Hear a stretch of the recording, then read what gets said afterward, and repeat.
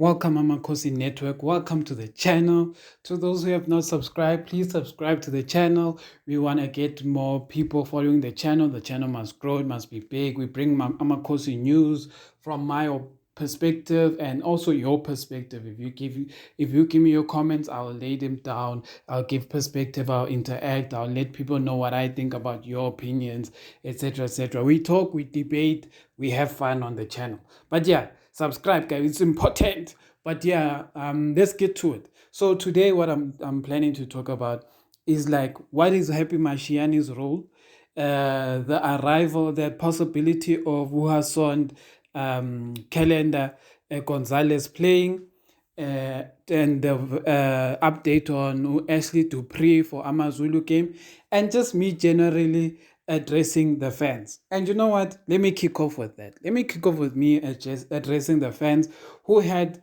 some issues with what I said yesterday about calendar Gonzalez and side comparison. So this is what I said, and I want you guys just to get what I was saying. I was saying facial wise, Usaile and Gonzalez, they look quite similar. So I was like, these guys could be almost like brothers. So I was saying they look the same facially if you actually look at their faces. Number two, that was number one. Number two, I said I want Gonzalez to be better than Saile. We can't have the same level of player. And people have an issue with that. They say, you're criticizing Usaile, don't bash our players, it's a disgrace, hey, it's you people who are a problem. And I was like, no, guys, it's simple.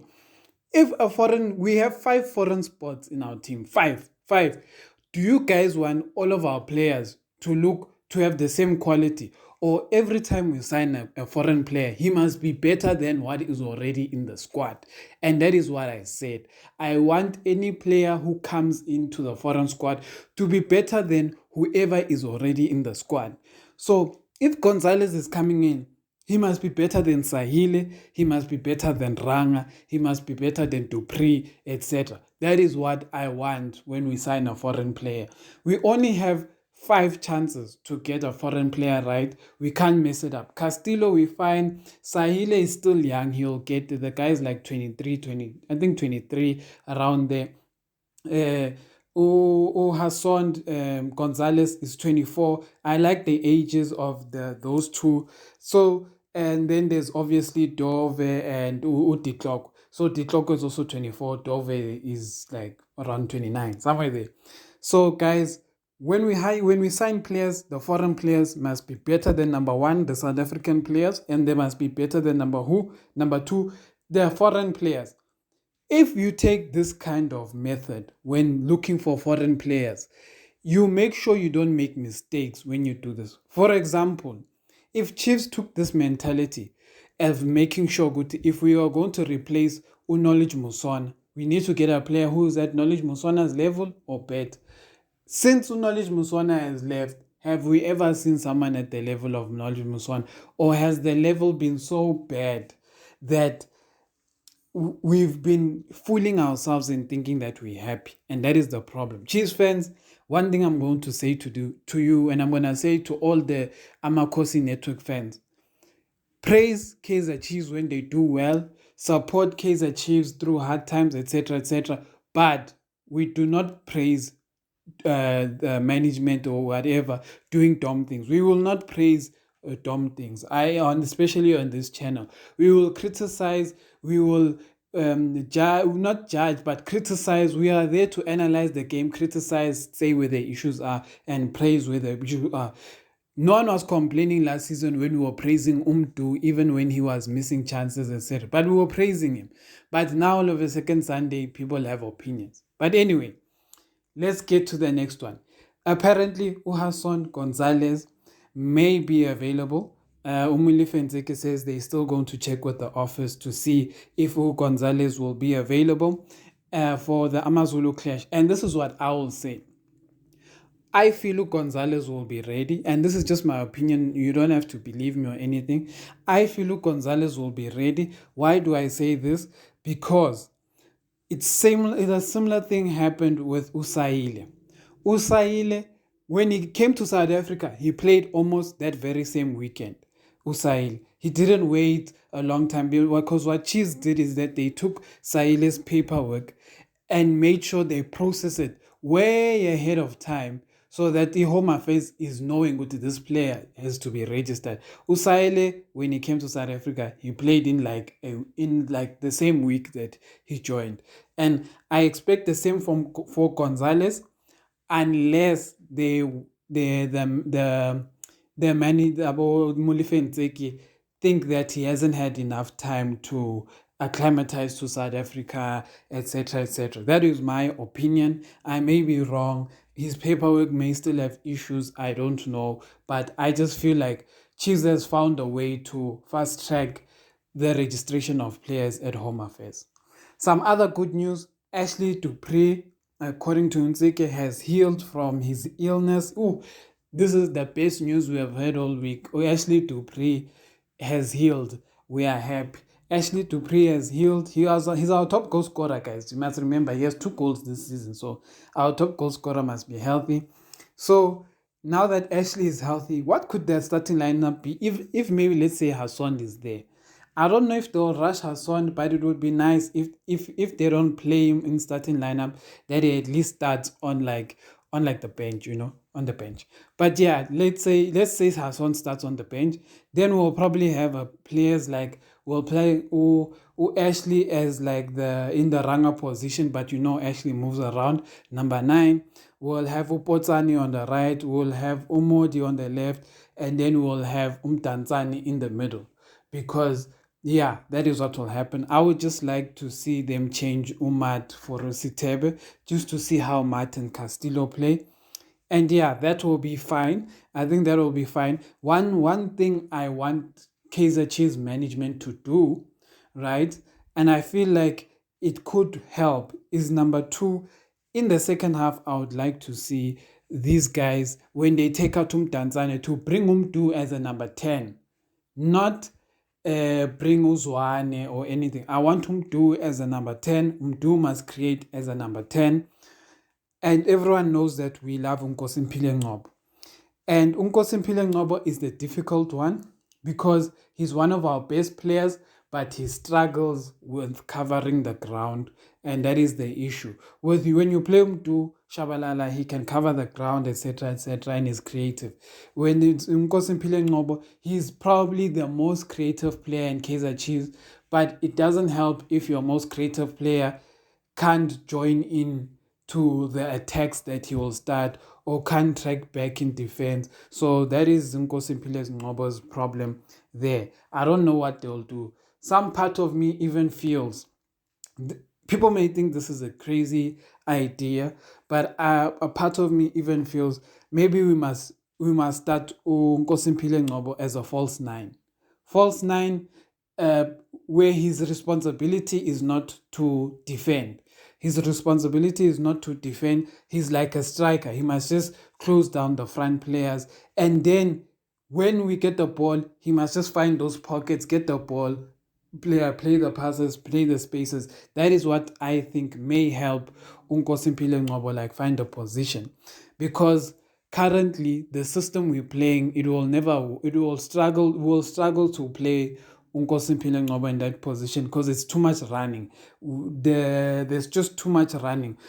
If you had to take Unkosimpile Ngcobo and put him in like a team like Sundowns, for example, Unkosimpile Ngcobo would shine, because as you have seen with Abo Mendieta and stuff, they control the ball, so they don't have to do this thing of running like 1,000 kilometers, whatever. So that's what I think of Unkosimpile Ngcobo. Tell me what you guys think of that. The next topic I want to cover, and this one is Happy Mashiane. Guys, Happy Mashiani, I saw a comment on Twitter or something like that, where they were like, Kanti, what is Happy Mashiani's best position? Like what is wrong with the boy? What is his best position, etc., etc. And with that, I'm going to break it down for all players, for all people who want to know what is the issue with Happy Mashiani, what is the issue with Nkosimpile Ngcobo, what is the issue with Samkelo Zwane, Yeah, those are the players. I'll explain to you, and it's all in relation to development. And this is what it is, guys. Mashiane has the same problem. Usamkelo Zwane has the same problem. Unkosimpile Ngcobo has the same problem. Ukhadebe has the same problem. All of these are our attacking midfielders. They're more attacking players. But what is the problem that they all have that is in common? The problem is they can't defend. Why? Because when they were playing under Arthur Zwane and playing in development, the emphasis was to get as many goals as possible and to ignore the defense. So whoever has watched the DTC well under Arthur Zwane said, you will realize that's what the one worry I had when Arthur Zwane was coach last season. I was like, I liked Arthur Zwane's play in the DTC, but his team was on Bobo at the back. So I didn't know if it was an issue that we liked defenders or whatever. But then he got exposed last season. And why is that? Because they don't train defense. They do not train in defense. They only train in attack. Attack, attack, attack, attack. Arthur Zwane's methodology, like his strategy in DTC was that if we score 6 goals and that team scores 4 goals, we win by 2 goals. As long as we score more goals than the other team. And now you can see that in the PSL, things like that don't work because then you meet teams that are 100% defensive. Like they are very, very structured and defensive, and you meet smarter coaches, etc., etc. So then you can't do this thing of saying you're going to outscore everyone. If you can't score and you're still on Bobo, that means that they're going to beat you. So that's what happened. So let me take it back. So Mashiani, what's Mashiani's problem? Mashiani's problem is that he has been lost in what he is. Yeah, now if you have to go into Mashiani today and say, hey Baba, what position do you play? What are you? He will be like, hey, I'm a defensive attacker. Because he won't know now how does he describe himself. Because Ohapi Mashiani is not a defender because he can't defend. He gets lost at left back, meaning what he doesn't know when to squeeze in, tuck in, and when to press out. So there are times where when you was playing left back, you find him on the line, but the team is squeezing in. They're becoming more compact. Then you're like, hey, Mashiane, now you're opening space for these guys to play past you because you can see the team is becoming more compact. And when we become more compact, it means Guti, we close spaces within the middle of the park and we allow that guy to play more on the side because we're going to take him out. You're going to force him out of the line. But Mashiani does not know that because in DTC, Mashiani was a wing back when we were playing that formation of 3-5-2. If everyone knows 3-5-2, it's that position that Conte ball that he brought for Chelsea, and then all teams were doing that 3-5-2. But the issue with 3-5-2, which ended up killing most teams and why Conte lost his job at Chelsea, etc., is that teams easily expose 3-5-2 because they just put the player behind the wing back. A player behind the wing back. The wing back attacks, they put a player behind the wing back. They stretch the center defenders. And then the center defender becomes a left back. And now there's only like one center defender. Then they basically are through your team. You see, so that's what happens when you do that 3-5-2. That's why a lot of teams don't do it. A lot of people will say Mara Sundowns is when they start the game, they look like they play 3-5-2. Yes, they look like that when they start, when they are in attack, but that's not how they look like when they're in defense. So if you're a team that is 3-5-2 in defense, I care. You will see for yourself what happens. So that is the problem. Mashiane's defending is a problem. And what is his problem in attack? It would have been nice if he excelled at one thing, because that is Mashiane's problem now. He's stuck in the middle. He doesn't know if he's a defender or an attack.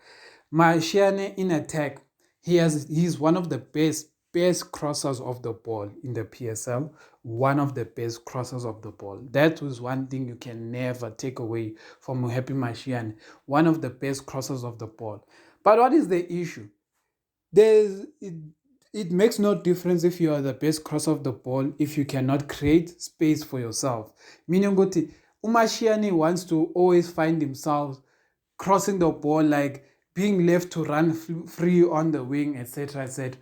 But when teams crammed him, like when Athazwane brought him in last season because he was giving proper assists, the next game, the teams knew good. Happy Mashiani, don't give him space on the line.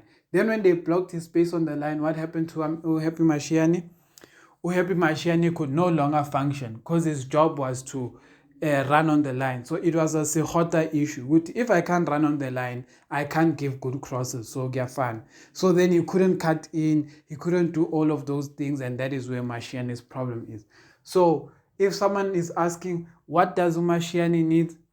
Mashiani needs a system that will help put players around him that are working. So movement. Mashiani needs movement. So if he's on the wing, he needs to find a way for players to be moving and moving the opponents. If you move the opponents, it means good to Happy Mashiane will find pockets where he doesn't need to be on the wing. He can be more central, but find that key pass over the defenders, find those key crosses, etc., etc. That is what you need. But he must also, it just needs a better system, guys. Like, that is what our team is lacking. Our team is lacking a system that is going to allow us to play ball. We just need to play ball. So that is the video for today. Tell me what you think. And yeah, Amakhosi, subscribe to the channel. Thank you to those who subscribed.